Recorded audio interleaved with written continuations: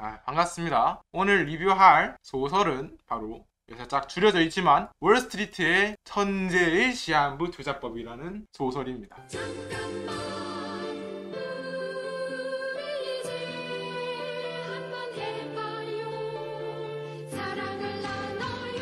이 작품의 줄거리에 대해서 쭉 얘기를 해야겠죠. 재밌어요. 솔직히 말해서 저거 되게 재밌게 봤어요. 주인공이 있는데 이 주인공 이름이 하시현이라는 주인공입니다. 주인공의 그 유년 시절이 매우 힘들어요. 진짜 힘들어요. 이제 주인공의 유년 시절에 주인공의 엄마가 차에 치여서 교통사고 당하고, 갑자기 주인공의 아버지는 자신은 원래 꿈은 사업을 하는 거였어요. 사업을 할 거예요 하면서 갑자기 잘 다니던 대기업을 때려치고 그 네이버 비스무리한 아이디어를 가지고 이제 시작을 했는데, 시작 당시에 대한민국 상황 짜란 IMF라네요. 결국에는 주인공의 아버지는 망하고 기업 처분하고 이제 힘들게 살아가다가 이제 갑자기 아버지의 친구로부터 연락을 받아, 야 캘리포니아 여기 개꿀이야, 여기 하고 있으면은 돈 다 벌 수 있고 우리가 할 수 있는 거 다 할 수 있다니까 를 시전하며 아버지를 캘리포니아로 부릅니다. 그리고 아버지는 거기를 가고요. 근데 가니까 아버지가 성공해, 잘 나가. 근데 이렇게 되면은 제가 아까 말했죠,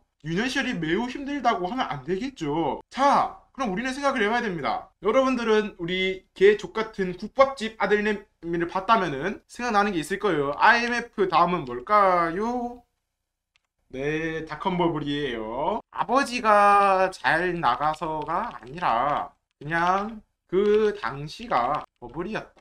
결국 망해서 펜실베니아로 떠나고 세탁소하고 작은 집에서 살고, 자, 이런 주인공의 머릿속에서는 어떤 게 박혀 있을까요? 돈을 존나 벌겠다. 나는 가난하게 살지 않겠다. 나는 돈이 존나 많았으면 좋겠다. 하지만 우리 주인공의 아버지, 아들아 너는 의사가 되라. 죽기 전에 의사가 되라고 이야기를 합니다. 전 돈을 많이 벌고 싶은데요, 아들아 의사가 된다면 시대에 휘둘리지 않고 항상 사람들로부터 존경을 받을 수 있단다 라며 유언을 남기고, 결국에는 아버지는 죽고 그 유언에 따라서 주인공은 의사가 됩니다. 하지만 의사가 된 이후 주인공이 생각하던 의사와는 완전 달라. 그저 병원의 한 부품임. 돈도 안 되고. 결국 주인공은 회의감을 느끼고 있을 때 TV의 그 당시 상황입니다. 여러분들이 좀 경제 관련 소설을 읽었다, 웹소설을 읽었다. 자, 외워요. IMF, 닷컴버블, 그 다음 뭐야? 그 다음 뭐예요? 리만 브라더스지. 이렇게 터지는 거야. 그냥 다 터지는 게 이거라고. 일단 안 쓰는 곳이 없어요. 경제 관련 소설이다. 그럼 무조건 나와요. 세 가지입니다. 무조건 나오는 세 가지예요. 외워요. 결국 이 리만 브라더스 사태를 보고 그럼 평범한 사람이라면은 어떻게 생각해야 됩니까? 1. 월가 씹새끼들. 2. 아이고 내 돈. 자, 그럼 이제 주인공은 3번입니다. 저기가 내가 꿈꾸던 지향점이다.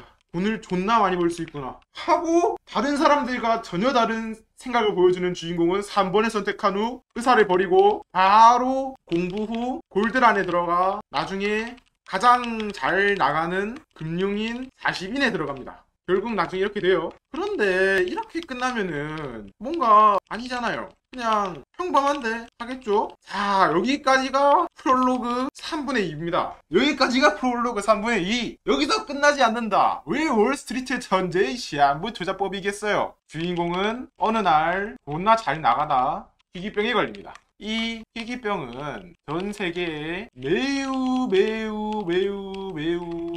적기에 약 개발도 안 돼요. 그래서 그나마 약효가 있다는 약을 해도 주인공은 이 희귀병에서도 뭔가 조금 다른 희귀병인 거예요. 그래서 안 먹혀요. 결국 주인공은 의사에게 말합니다. 이거와 관련된, 그러니까 내 희귀병이 먹힐 만한 약을 다 달라. 뭐 임상을 안 했든 임상이 1차든 그냥 달라. 차라리 내 손으로 운명을 결정지겠다. 그래서 결국 죽어요. 약으로 인해 죽어요. 근데 눈을 뜨니 어느 날 주인공은 의사 때려치고 금융인 되겠다고 된 이후 골드란에 딱 입사한 시기에 눈을 뜨게 됩니다. 네, 딱 이때 눈을 떠요. 번쩍 딱 입사한 그 당시 입사 설명회. 그럼 이제 주인공은 어떻게 하겠어요? 지금까지의 투자 지식과 경험과 자신의 특수한 능력을 가지고 다시 한번 최고의 투자자가 되는 게 아니라 바로 자신을 치료하기 위해 존나 열심히 투자하는 인간의 이야기다. 그래서 이게 월스트리트 천재의 시아무 투자법이란 이름입니다. 이래서 시아무 투자법이에요. 자신이 언제 죽을지 알고 있어요. 안 죽으려면은 자기가 이제 돈을 벌어서 임상시험하고 다 지랄해가지고 결국에는 약을 찾아내야 되는데 그거를 위해서 돈을 버는 이야기다. 이거 보면서 제가 좀 왜 재밌게 느꼈냐면은 아예 긴박감이 있어요. 물론 단점이 없는 게 아닌데 긴박감이 많이 느껴집니다. 이 작품에서. 왜 긴박감이 느껴지냐면 시한부잖아요. 그래서 주인공이 어떻게든 빨리 하려는 이유가 보인다. 그리고 특히 주인공은 백인이 아닙니다. 동양인이에요. 그럼 동양인이 어떻게 이 월가에서 위로 올라가는지를 보여줍니다.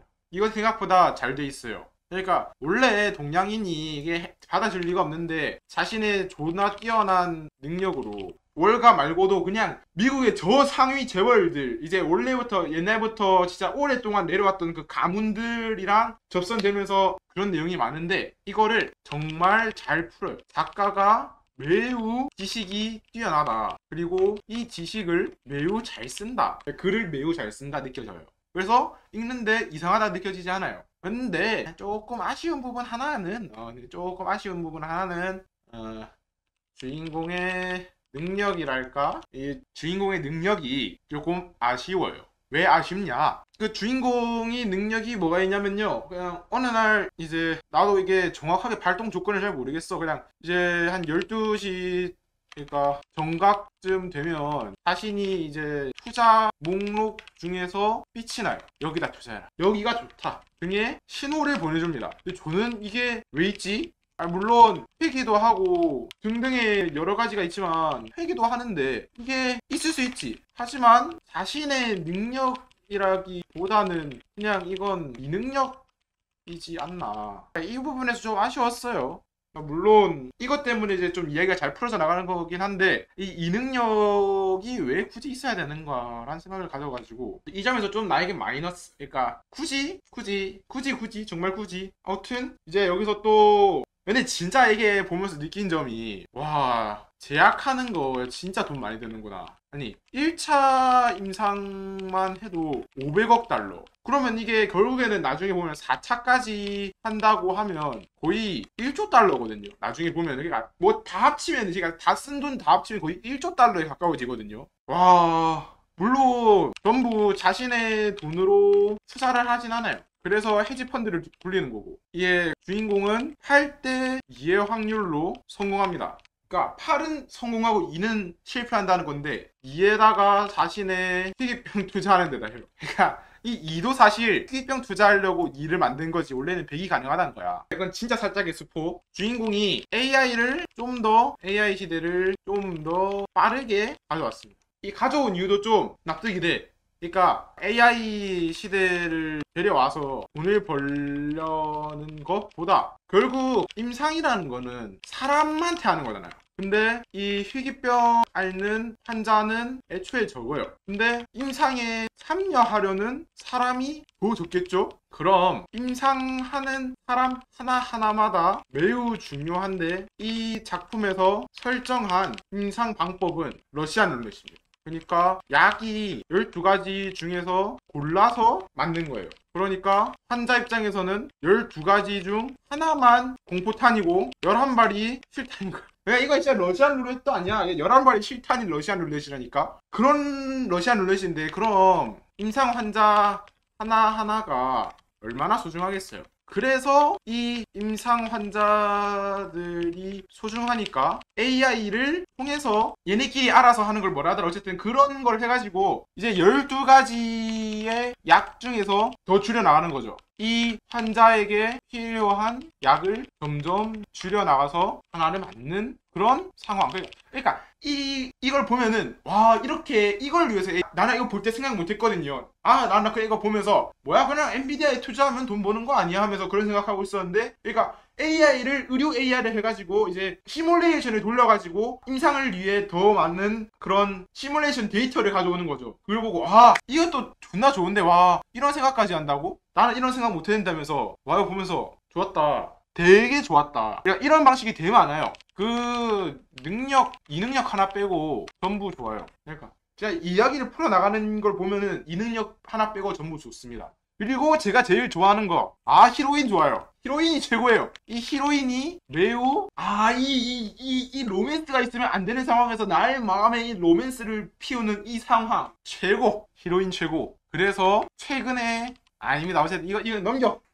어쨌든 정말 히로인 최고예요. 정말 좋아요. 보는데 이 입가의 미소가 씨발 이거지라는 생각이 드는 정도로. 아무튼 그러면은 이제 점수를 매겨 봅시다. 솔직히 아까 말했듯이 이 작품 되게 좋아요. 엄청 재밌어요. 되게 재밌는데 딱 아쉬운 점 하나는 이 능력. 그래서 3.9점입니다. 진짜 이제 4점에 거의 가까운 작품. 이 능력이 조금 아쉬워서 그렇지 진짜 그냥 4점에 가까운, 진짜 4점에 가까운 작품. 어쨌든 제가 읽은 이제 경제 쪽에서 읽은 것 중에서 탑티어 중 하나입니다. 이거 말고 경제 쪽은 경제왕 연산군이라던가 뭐 이런 이 친구가 있는데 이 친구도 재밌어요. 나중에 좀 얘는 완결라면 할게요. 얘 느낌상 곧 있으면 완결이거든. 그 연산군도. 이거 완결라면 할게요. 오늘 여기까지 하겠습니다.